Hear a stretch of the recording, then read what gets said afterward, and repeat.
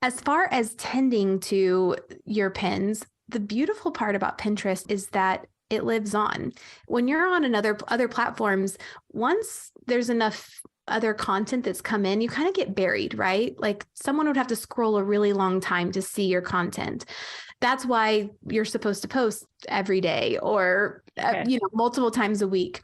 Whereas on Pinterest, you could have a pin, and as long as your link is still live, your website's still live, wherever it's leading them to is still there, it could be years later and someone would search for that same keyword and find you and land on your page. So the beauty of Pinterest is that it doesn't expire. There's no expiration date on the pin that you're using. If you are a female Christian entrepreneur or life coach, you need a podcast. And if you have a podcast, you need a podcast coach. Finding a supportive and empowering community is key to podcaster success. Through my holistic approach as a trained life coach and my experience in the podcast industry since 2016, I want to encourage you weekly through answering your podcasting questions. I'm cheering for you, and your voice matters. Hey everyone, welcome to Holistic Podcasting. I have an incredible conversation that's coming out for you because I know it's a popular question, and a good friend of mine who has been in my world of podcasting for a while, and I want to introduce you to her. Her name is Amber Wyrock. Welcome to the show. Hey, thank you. Thank you for having me. Absolutely.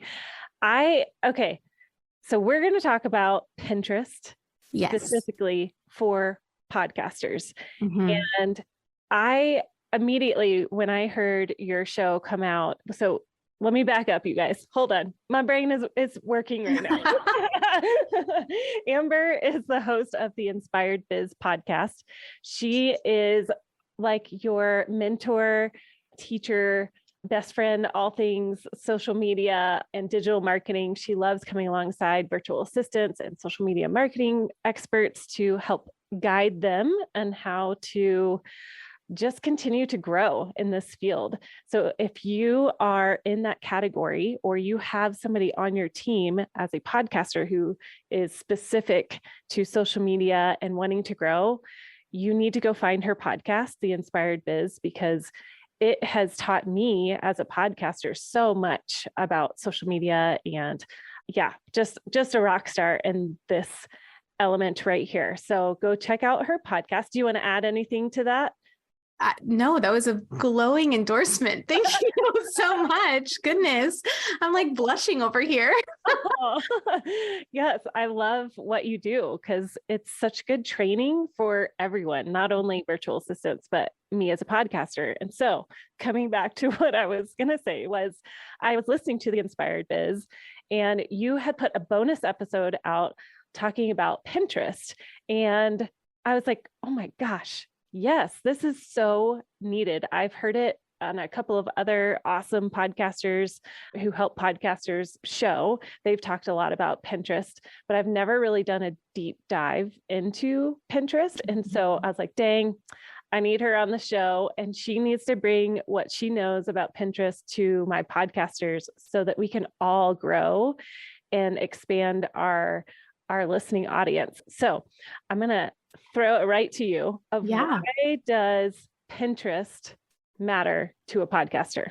So Pinterest is this really underrated and kind of off the radar platform for social media, right? I mean, when you think social media management, you immediately think of Instagram, you immediately think of Facebook, and it makes sense because those are the giants, right? But Pinterest is like, it's like the undercurrent that you don't even really think about. And what I have discovered with Pinterest for podcasting, but for a lot of our clients, is that it is a tool that if you invest in it wisely, it can be very, very valuable. Because I liken it like this. Instagram and Facebook is a lot like rolling down the interstate, right? And you've got billboards on either side and you're just scrolling through, you're rolling through the interstate and you're seeing the billboards pop up. And sometimes you see the billboard pop up multiple times and you're like, okay, that place seems interesting. Let me pull off. I'm going to hang out here for a second, right? I'm going to follow them. I'm going to get to know what they're about. But a lot of times you just keep scrolling. You just keep driving. Whereas Pinterest, and there are other platforms like this as well, but Pinterest is a place you go to search for things. It is a giant search engine. So if you are using Pinterest correctly and using keywords, you can actually tap into your audience, your exact audience that you're wanting, because they're searching for the keywords that you're using. And you can provide your content, your podcast, your lead generator, your freebie, your value, whatever that would be. You put that right there to them. And it's just a different platform as opposed to a place you're just scrolling through. When you go to a place like Pinterest, you're searching for it. Mm-hmm. Yeah. Okay.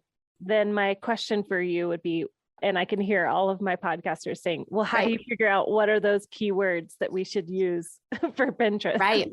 So one of the things that our agency does do, we do the keyword research. We kind of look at what are people looking for? What are the common denominators, so to speak? What are our competitors putting out there? Those are the kinds of things that we would look for keywords. But also, just so you know, if you get on Pinterest on their business side, so if you set up a Pinterest account, but it's a business account, they actually give you what are people searching for. So for instance, I was just recently working with a trauma recovery coach, and we were able to look at what are people searching for. And one of the biggest searched words or keywords was self-care. And I said, are there ways for you to meet that need? People are coming to Pinterest looking for self-care. You are a trauma recovery coach. If you can find a way to meet that need with a lead generator, with a freebie, with even just some content on a blog, that's the kind of thing that then meets them where they're at and introduces them to the value that you bring. And that is where Pinterest actually provides you with the information to know, what are people searching for? What are they coming in here looking at? Wow. That's okay. My mind is blowing of like, okay, you could do like a whole series based off of what is the keyword that people are searching up, and just like over and over again. That's your landing page. That's your email sign up. Oh man. Okay. My head's exploding. And think about it. All of us. So I'm not a trauma recovery coach, but I am someone who is working with a lot of people in the virtual space, right? So self-care, we're going into May. It's Mental Health Awareness Month. There's a lot of things that when you're working virtually, when you're working as an entrepreneur, like caring for yourself is really important. So there are ways to take that keyword of self-care and utilize it in a lot of different markets, a lot of different industries, right? So understanding what people are searching for, but then understanding how it applies to your specific niche is really important. Okay. That's so good. Yeah. I think that's a great example, thinking of self-care on all the different fronts, like of even just from a motherhood and ministry kind of podcast to a financial coach to, I mean, that's brilliant and such a way to continue to create content. So, okay. I know that it can feel a little overwhelming. Like I use Tailwind as my automated place where I schedule all my posts. And I know Pinterest is one of those options. But when I look at how many times it says to schedule, it's like 30 times in a day. And I'm like, okay, no. So is that accurate? And is the scheduling a little different inside of Pinterest versus other social media? Yes. So let's talk about Instagram and Facebook, right? So let's talk, those are the giants. When you're posting there, you're looking at your overall grid and how people would view your entire account. Whereas on Pinterest, most people are not going to your actual page. They're finding you because they search for something. So when they say to post 30 times in one day, they're not saying create 30 unique posts. They're saying, take that pin to your podcast, that pin that goes to your blog, that pin that goes to your freebie that then has people sign up for your email list.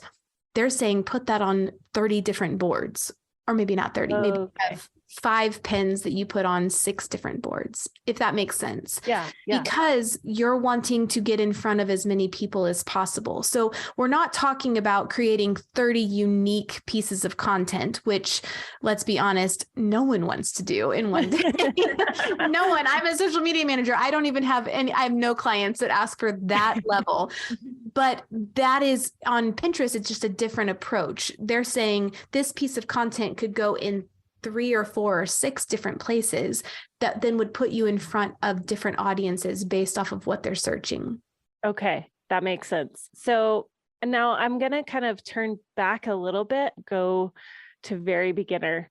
If you are just starting out as a podcaster, where do you start? Oh, goodness. Okay. So I'll be honest. I started as a podcaster and I was not on Pinterest. I was not utilizing Pinterest at all.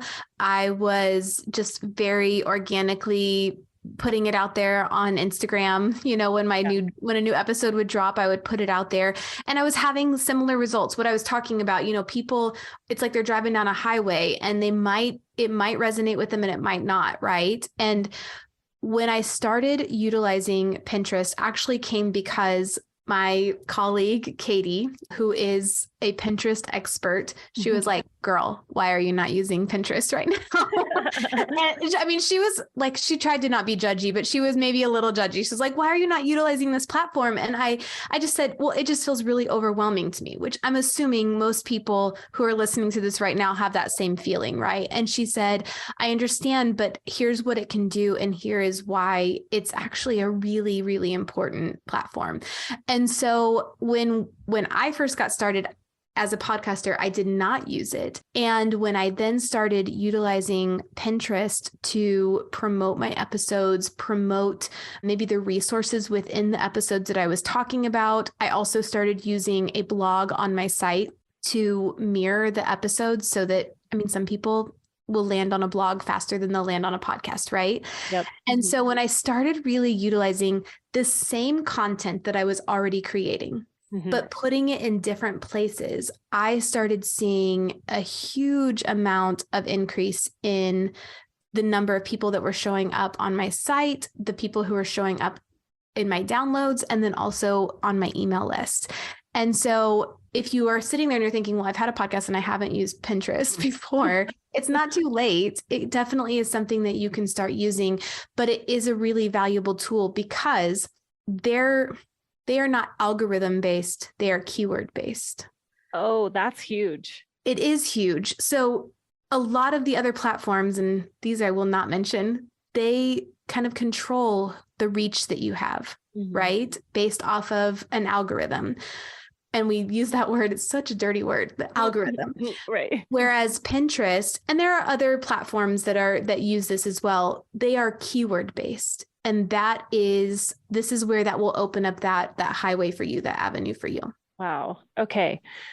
Now, as somebody who is starting out, is there certain types of posts or pins, I should say, pins that do better overall versus like, say you are just doing a pin of your podcast, let's say like a Canva post of your episode number, blah, blah, blah, versus a quote or a infographic that explains something. What are you finding, or video? Because I know video is on there as well. Are you seeing any kind of trend that one does better than the other? Well, first of all, video is still king across all platforms, including Pinterest. So here's what I can tell you. If you're utilizing video in short form video for Reels or for TikToks, you can use that same thing on Pinterest. So it's not recreating it. It's just using that content in a different way. And yes, video on Pinterest is huge, but it's not the end all and be all like we see on some platforms. One of the things to think about when it comes to Pinterest is, what would people be searching for? What are my ideal audience? What are they coming here and looking for? So for instance, let's say you are a coach that helps moms and dads know how to communicate with their teenagers. I'm using that because I have a sophomore daughter and I know how that sometimes feels, right? Yep. So let's say you're a coach that is trying to provide resources and support to someone who is trying to navigate the teenage years. When you create pins and the keywords that you use and the content that you're promoting on your pins, you have to think about what would a parent of a teenager be coming to Pinterest or to even Google, what would I be looking for, right? What would I be searching for? Ways to communicate with my kid, ways to connect with my kid. Like those are the kinds of things. Now, then you create not just a pin, but content that answers that pain point. I am at a place where I don't know how to communicate with my child. I used to know, and now I don't. I need help. And you come in and say, hey, are you looking for a way to communicate with your child? I have that for you. Here's that free download. Here's that, this course that you could take. So thinking about what would my ideal audience be searching for? And then how can I come in and meet that thing, that pain point that they're at? How can I meet that and provide value and structure and systems for them that then would make them want to say, click, yes, I'm interested in that. Okay. That is very well streamlined. Okay, get into the heart of your listener. Think about and that's really what it is. So your podcast, don't create a pin that just promotes the title of your podcast. Yeah. Create a pin around what your podcast is providing to your audience. Okay. Yes. Oh, so good. Okay. So I have a specific question from one of my amazing Facebookers who, hey, if you guys have not been in my Facebook group, it's a free Facebook group for anybody, fabulous. Anybody who has a podcast. It's called Holistic Podcasting, just like the show. So you can find it. But one of the questions that was asked was, how often do I, as a curator, need to be tending to my pins or creating new pins to get good traction? Okay. So when we support multiple clients that we do Pinterest for, and we actually only create between 16 and 20 pins a month. We're not talking about a huge amount of content that we're creating. Okay. Now, we will pin those to multiple boards. We will make sure that they are going out on multiple boards. Probably, and this is where Tailwind, you mentioned Tailwind. Tailwind is a wonderful, wonderful feature because inside of Pinterest, their scheduling tools will not allow you to schedule to that many boards all at once, but Tailwind does. So if you do not have Tailwind and you're interested in doing something like this, where you're posting or you're pinning to multiple boards, that Tailwind is the way to go. But when you go in, then you take those same 16 to 20 pins and you pin them to multiple boards based off of, and you use keywords based off of what people might be searching for inside of those. Yeah. So we're not talking about a ton of content that you're having to create, but we are talking about using it strategically. As far as tending to your pins, the beautiful part about Pinterest is that it lives on. When you're on other platforms, once there's enough, other content that's come in, you kind of get buried, right? Like someone would have to scroll a really long time to see your content. That's why you're supposed to post every day or, multiple times a week. Whereas on Pinterest, you could have a pin, and as long as your link is still live, your website's still live, wherever it's leading them to is still there. It could be years later and someone would search for that same keyword and find you and land on your page. So the beauty of Pinterest is that it doesn't expire. There's no expiration date on the pin that you're using. Okay. That's really helpful because I am finding connections and stats that point to pins that I did at least a year ago that I'm like, right. Oh, that's still going on. I forgot about it. It's funny. So my sister got married she was a March 2020 bride. So we had to get married on a dock at a park because that was how it had to work. We had to kind of change everything around all at the last minute. But prior to that, we were planning her wedding and we were using a shared Pinterest board, which I was her matron of honor. I had it all set up. I still now, 3 years later, will get notifications that people have repinned things from my Pinterest board that I created for my sister's wedding in 2020. Funny. That's how long, like it doesn't expire. It may change and it may shift. Now, obviously wedding trends might change, so that might start to shift a little bit. But the things that don't change, a lot of the topics that people who are podcasting bring to the table. Yes. Those are not shifting because they're relational, they're community, they're very personally driven. So that's why I believe that podcasters should be utilizing Pinterest if they can. Yes, that evergreen content can live there endlessly. Yeah. Okay. So that actually makes me think of, if you have somebody who is brand new to podcasting, they are on that little cusp of like, this is so overwhelming to post my podcast. And if they, like, you are a social media manager, if they're sitting in front of you and they're like, what one social media platform should I invest in? What would you say?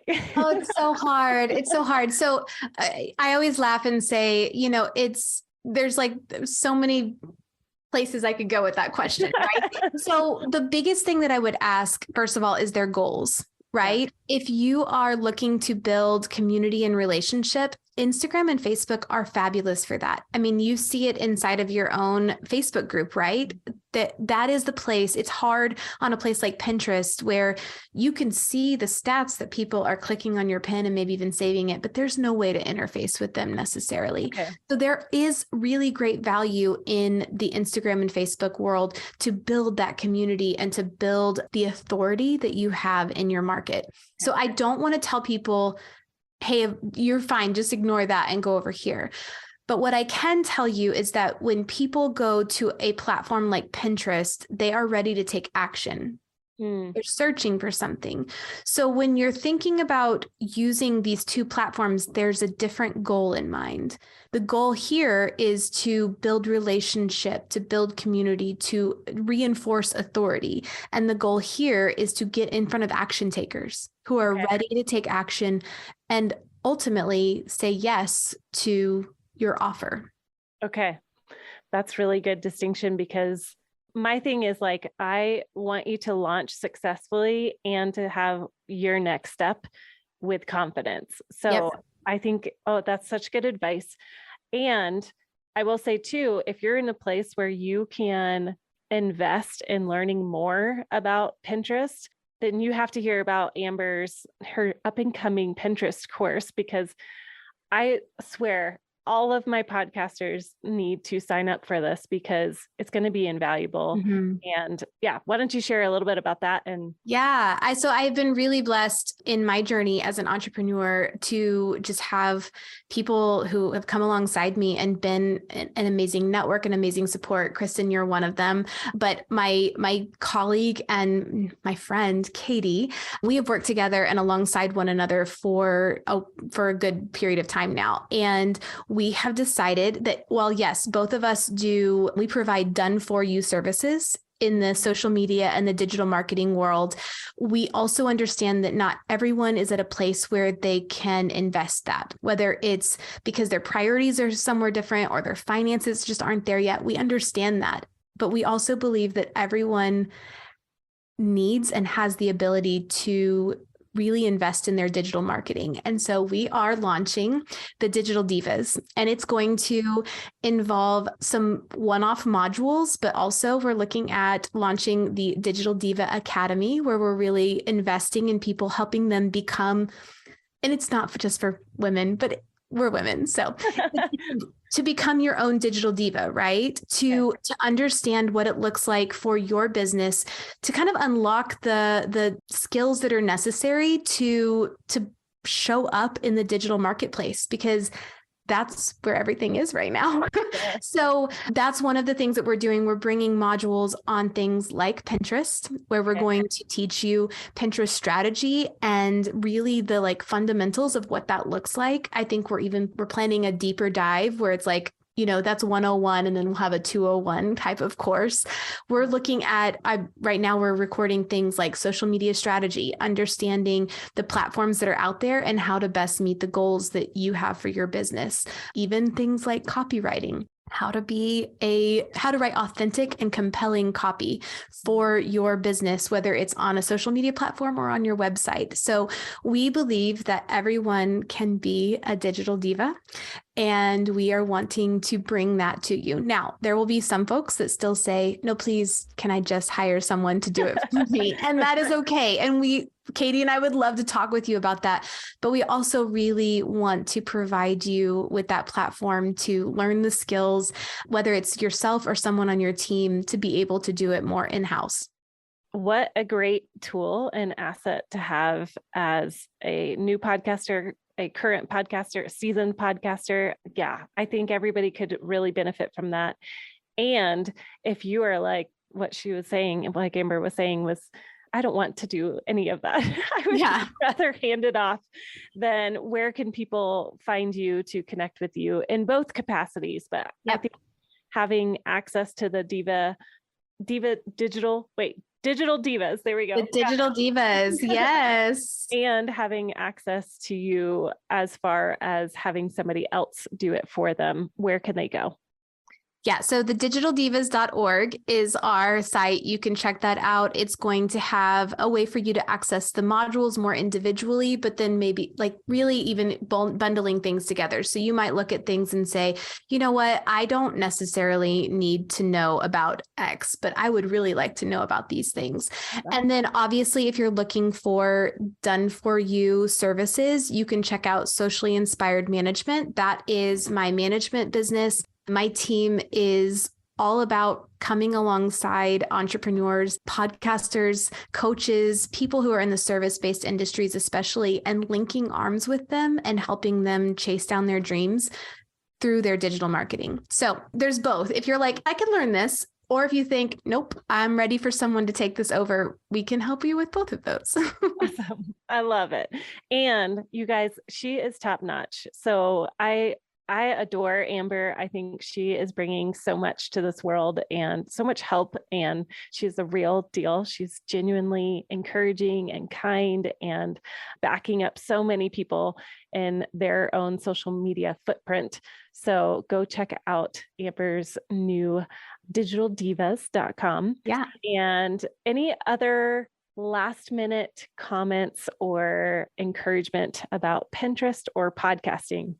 Oh man, I think with podcasting, what I have learned is that trying new things, stepping into new areas, not just getting stuck in a rut is really important. And whether that means you try Pinterest or you decide to start using video on YouTube of your podcast, or you just are even thinking about launching a podcast. When you are willing to step into something new and try something new, there is always reward for that. It may not look the way that you think it looks, but there is always reward for that. And I have discovered that time and time again, especially as a podcaster. So I just think if you're sitting there today and you're thinking, oh, but is this going to really pay off? I promise you it will. And again, it may not pay off in the way that the world tells us that it will pay off, but it will benefit you. It will grow you. It will stretch you, and it will be beneficial in the end. Oh, amen. I love that. All right. What beautiful advice to end with. And I just thank you so much for your time and for you sharing your wisdom in Pinterest and how it can help grow our podcast. So thanks for being with us today, Amber. Yeah, thank you for having me. I love it.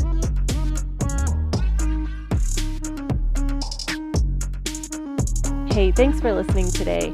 I hope that you feel encouraged and inspired to launch and grow your podcast. And speaking of that, I want to personally invite you, if you are thinking about starting a podcast or you're thinking about growing your current podcast, I have an amazing opportunity coming up in the middle of April, inviting you into our Podcast Bootcamp. The first one is for new podcasters who are looking to launch and create their brand new podcast. And the second is going to be for current podcasters who want to grow and monetize their podcast. Come check it out at www.kristinfieldschadwick.com, or you can find me on Instagram and send me a message and that you want to know more.